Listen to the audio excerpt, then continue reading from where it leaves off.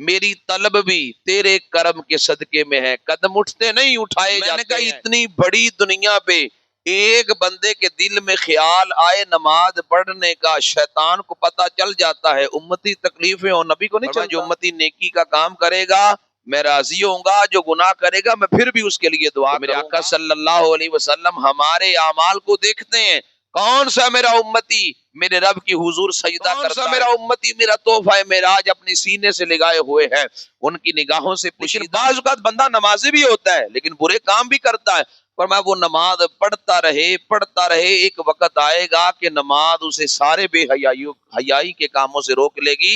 میرے آقا صلی اللہ علیہ وآلہ وسلم کا ارشاد گرامی ہے، نبی علیہ السلام فرماتے ہیں ان اللہ تعالی اذا اراد بعبد خیرا استعملہ۔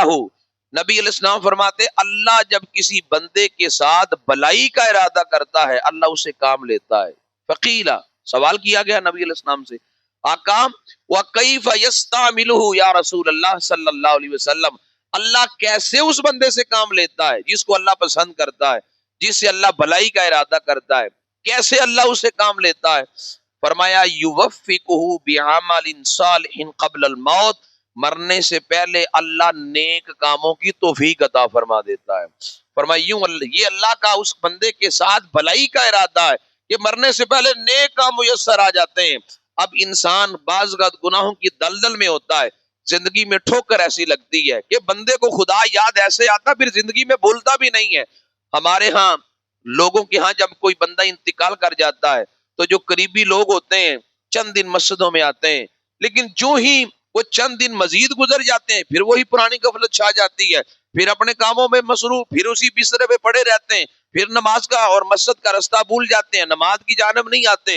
اور کچھ وہ ہوتے ہیں کہ جن کو ٹھوکر لگتی ہے اللہ کا خوف طاری ہوتا ہے، پھر ساری زندگی ان پہ طاری رہتا ہے، اور یہ خوش قسمت انسان ہے۔ اس لیے میرے آقا علیہ السلام فرماتے ہیں اللہ جب کسی بندے کے ساتھ بلائی کا ارادہ کرتا ہے تو فرمایا اس سے کام لے لیتا ہے۔ عرض کیا آقا کیسے کام لیتا ہے؟ فرمایا موت سے پہلے اللہ اس کو نیکی کے کام کی توفیق عطا فرما دیتا ہے اور نیکی کے کاموں میں لگ جاتا ہے۔ اور یاد رکھیں میری طلب بھی تیرے کرم کے صدقے میں ہے، قدم اٹھتے نہیں اٹھائے جاتے ہیں۔ اگر آپ مسجد میں آئے ہیں تو خود نہیں آئے، اللہ نے آپ کو توفیق دی اپنے گرم بسترے کو چھوڑ کے۔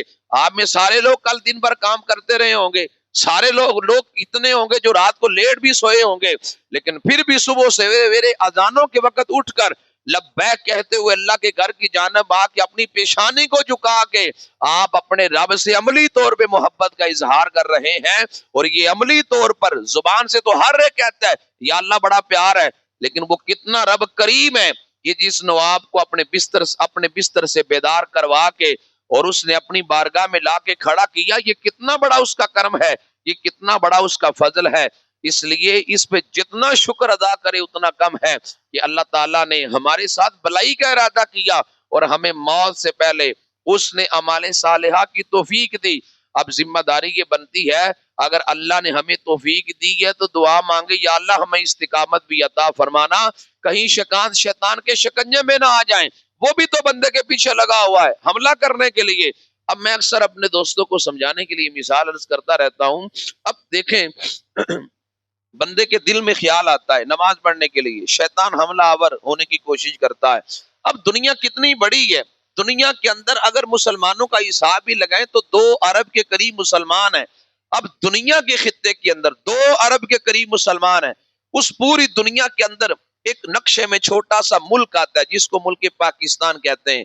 اس ملک پاکستان کے اندر ایک صوبہ پنجاب ہے، اس صوبہ پنجاب کے اندر ایک ضلع شیخ پورہ ہے، اس کی تحصیل ایک مرید کے ہے، تحصیل مرید کے کا ایک شہر ہدو کے ہے، اس کی گلی نمبر 4 کے اندر ایک مکان ہے دوسرا، اس مکان کے اندر 4 بھائی رہتے ہیں۔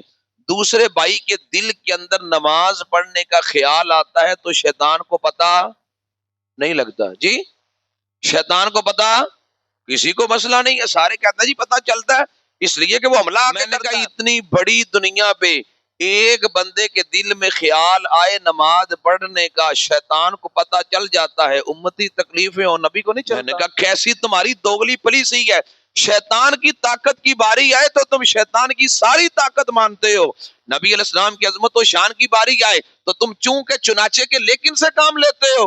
اور بھائی ہمیشہ علاج بیماری سے بڑا ہوتا ہے. اگر شیطان بہت بڑی بیماری کا نام ہے تو اللہ نے اپنے حبیب پاک علیہ السلام کو علاج بنا کے بھیجا ہے. اس لیے میرے آقا صلی اللہ علیہ وسلم امتی کے حالات سے آگاہ ہیں. میرے آقا علیہ السلام فرماتے ہیں میرے ظاہری وصال کے بعد بھی امت کے اعمال مجھ پہ پیش کیے جائیں گے. جو امتی نیکی کا کام کرے گا میں راضی ہوں گا، جو گناہ کرے گا میں پھر بھی اس کے لیے دعا کروں گا. میرے آقا صلی اللہ علیہ وسلم ہمارے اعمال کو دیکھتے ہیں. کون سا میرا امتی میرے رب کی حضور سجدہ کرتا ہے؟ کون سا میرا امتی میرا تحفہ معراج اپنی سینے سے لگائے ہوئے ہے؟ ان کی نگاہوں سے پوشیدہ. اس لیے ایک بندہ تھا تو وہ 5 وقت کی نماز پڑھتا تھا. شیطان بندے کے ساتھ لگا ہوا ہے. شیطان نے وسوسہ ڈالا قبول بھی ہے کہ نہیں؟ ایسے ہی لگا ہوا ہے.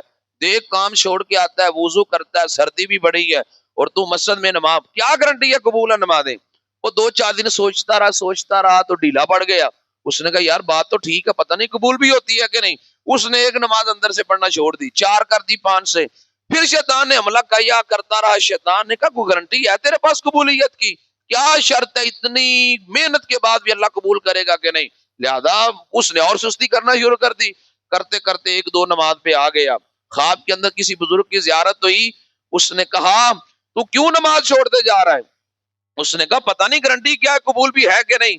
بزرگ نے کہا نمازیں پڑھا کر، اگر ایک کے بعد دوسری کی توفیق مل جائے تو سمجھ رب نے پہلی قبول کر لی ہے، وگرنہ تجھے دوسری پڑھنے کی توفیق نہ ملتی. اگر پہلی قبول ہے تو اللہ نے آگے بھی تجھے توفیق عطا کی ہے.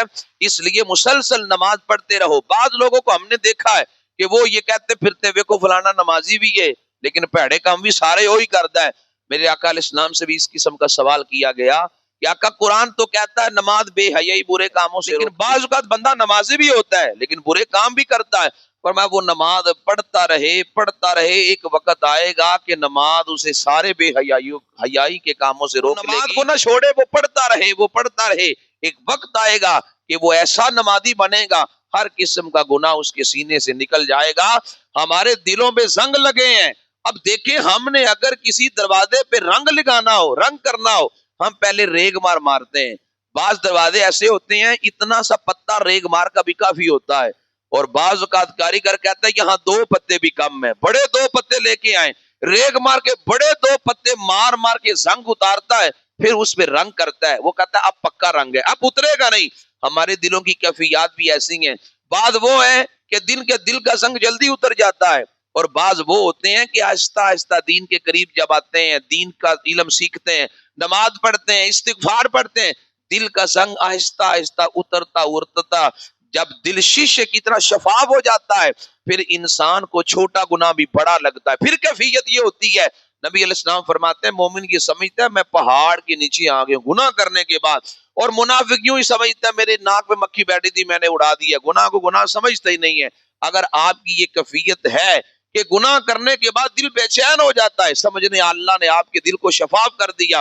اور اگر یہ کیفیت نہیں بنی، استغفار کثرت سے پڑھیں، استغفر اللہ پڑھتے رہیں، اللہ آپ کے دل کو بھی حقیقی جلا جب نصیب کرے گا تو انشاءاللہ دنیا بھی روشن ہوگی، آخرت بھی روشن ہوگی.